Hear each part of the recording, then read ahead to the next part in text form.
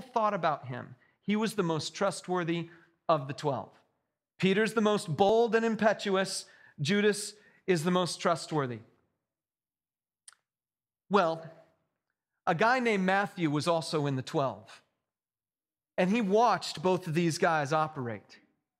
And he writes in chapter 26 an account of Judas versus Peter.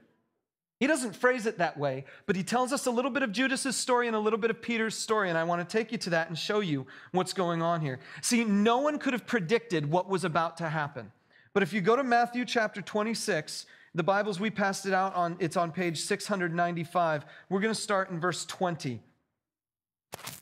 Starting in verse 20.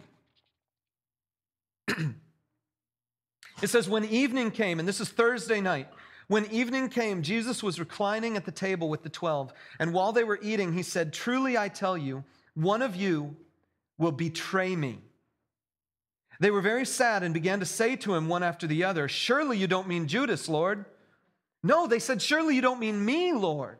No one suspected Judas. No one suspected anyone. They were all worried about themselves. Could I somehow have betrayed you without knowing it? Because no one suspected anyone else. Jesus replied, the one who's dipped his hand into the bowl with me will betray me. Someone really close to me. The Son of Man will go just as it is written about him, but woe to that man who betrays the Son of Man. It would be better for him if he had not been born. Then Judas, the one who would betray him, said, surely you don't mean me, Rabbi. Jesus answered, you've said so. Now, of course, if you had started in verse 14, you would have seen that Judas already had set the wheels in motion to betray Jesus. He'd already talked to the chief priests. They'd already promised him 30 pieces of silver and given him the money, and he was already looking for a time to hand Jesus over to them. But Judas somehow is like, Jesus, you don't mean me. There's one other thing I want to recognize here, okay? Judas takes 30 pieces of silver.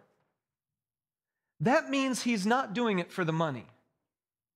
Because 30 pieces of silver was in the time considered to be a very paltry amount of money, certainly not worthy of treachery.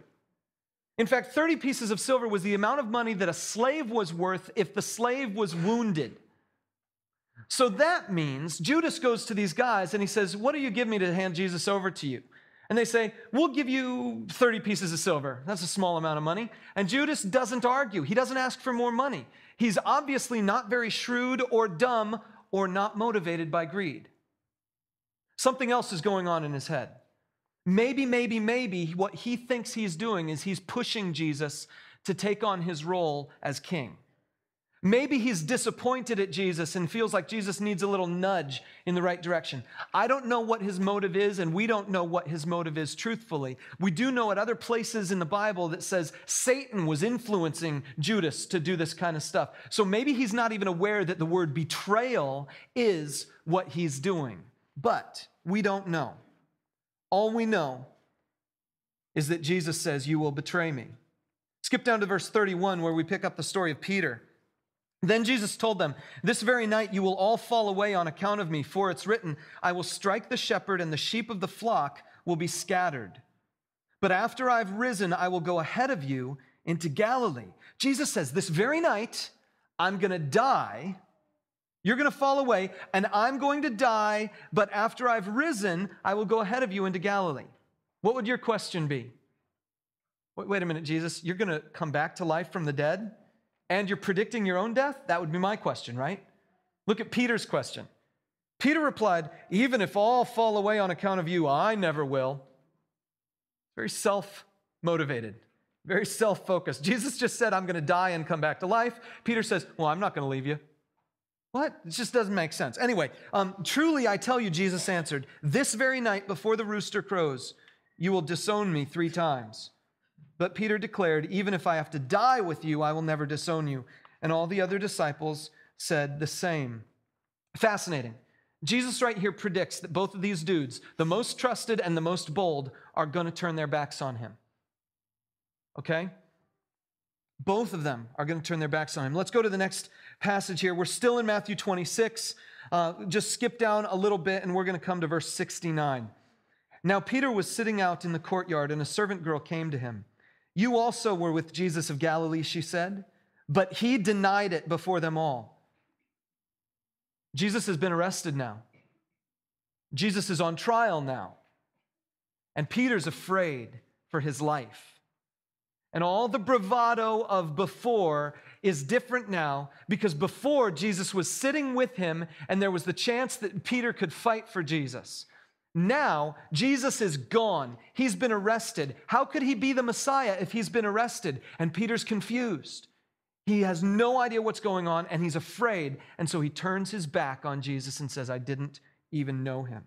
Verse 71, then he went out to the gateway where another servant girl saw him and said to the people there, "This fellow was with Jesus of Nazareth." He denied it again with an oath, "I don't know the man." After a little while, those standing there went up to Peter and said, "Surely you're one of them. Your accent gives you away." Then he began to call down curses, and he swore to them. And remember, he's a fisherman. He must have been pretty good at the whole cursing and swearing thing. I don't know. But he begins to call down curses, and he's swearing. He's violently saying, "I don't know the man." Immediately, a rooster crowed. Then Peter remembered the word Jesus had spoken, "Before the rooster crows, you will disown me 3 times." And he went outside and wept bitterly. So Peter does exactly what Jesus said he would do, and he's overcome with remorse and guilt and shame, and he weeps. But Matthew didn't write number 27. Matthew didn't write the verse numbers. In Matthew's mind, he's still writing. So let's keep reading. Early in the morning, all the chief priests and the elders of the people made their plans how to have Jesus executed. So they bound him, led him away, and handed him over to Pilate, the governor. When Judas, who had betrayed him, saw that Jesus was condemned, he was seized with remorse and returned the 30 pieces of silver to the chief priests and the elders. "I have sinned," he said, "for I have betrayed innocent blood." "What is that to us?" they replied. "That's your responsibility." So Judas threw the money into the temple and left. Then he went away and hanged himself. This is the last time in Matthew's gospel that we hear the word Peter, and it's the last time we hear the word Judas. Judas is dead. Peter has left in shame. And you have to ask, why?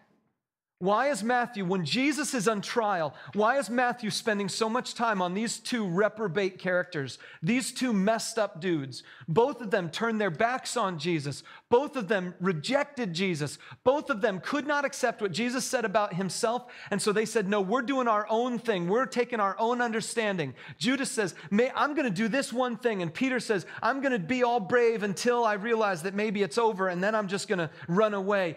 These guys, both of them turned their backs on Jesus. Why is Matthew spending so much time on these 2 characters? Well, it's because Matthew's taking something for granted that all of the people of his day who are reading this would have known. If you've been in church all your life, you know this. If you've been in many Easter services, you probably know this. But many of us might not know it as well as Matthew's audience knew it. It's a story that Matthew knows so deeply to his core that he doesn't even tell it to us. He's just taken it for granted. We have to go all the way over to the book of John to read the end of the story for Peter. And if you go over to John chapter 21, you'll see it too. In John chapter 20, we find out what happens on Sunday. Thursday night, Peter betrays Jesus. Friday, Jesus dies. Peter denies Jesus. Friday, Jesus dies. And then on Sunday, the women go to a tomb and find it empty. John hears the story and tells Peter, and then they run to the tomb, and Peter goes inside first, and he sees the grave clothes lying there empty.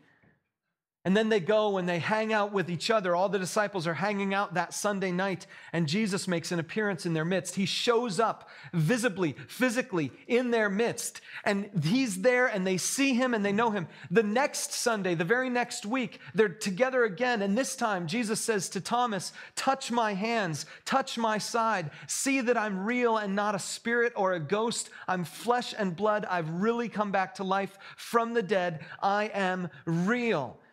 And then just a few days later, chapter 21 comes, and we read this. Afterward, Jesus appeared again to his disciples by the Sea of Galilee. It happened this way. Simon Peter, Thomas, also known as Didymus, Nathanael from Cana in Galilee, the sons of Zebedee, and 2 other disciples were together. "I'm going out to fish," Simon Peter told them. See, he's got nothing to do.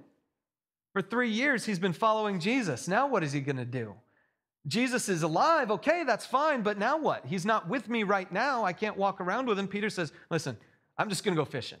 So he goes out and he goes fishing, Simon Peter told them. And they said, "We'll go with you." So they went out and got into the boat, but that night they caught nothing. He's lost his knack for fishing. Early in the morning, Jesus stood on the shore, but the disciples did not realize that it was Jesus. He called out to them, "Friends, haven't you any fish?" How did he know they didn't have any fish? "No," they answered. He said, "Throw your net on the right side of the boat and you will find some." Tripping a trigger, this is how Jesus met Peter the first time. When they did, they were unable to haul the net in because of the large number of fish. Then the disciple whom Jesus loved, we know that to be John, said to Peter, "It's the Lord." As soon as Simon Peter heard him say, "It's the Lord," he wrapped his outer garment around him, for he'd taken it off. Stop there for a second. He was fishing in his boxers. Okay? Some of you guys have probably done this. He's fishing in his underwear because his outerwear wasn't on. He'd taken it off. So these are dudes. They're in a boat. There are no women around. They're just there. Okay, whatever. We're not going to. Anyway, so he puts his coat on, and it says, "and jumped into the water." Now, hang on there for a second. Who puts their jacket on to jump into the water? Who puts their clothes on to jump into the water? This is my speculation. It's not in the Bible. This is just me. I'm wondering if he thought maybe he'd be walking. Put on the coat, jump into the water, and I can imagine the America's Funniest Home Videos look on his face when he starts going down. He's like, "Ah." So anyway, I lost my place and all that. Here we are. So he jumps into the water, but once he's in the water, what are you going to do? So he swims to the rest of the way. The other disciples followed in the boat, towing the net full of fish, for they were not far from the shore, about 100 yards. When they landed, they saw a fire of burning coals there with fish on it and some bread. There's already fish there and some bread. Jesus said to them, "Bring some of the fish you've just caught." So Simon Peter climbed back into the boat and dragged the net ashore. It was full of large fish. I'm saying large is probably 1 to 2 pounds. 153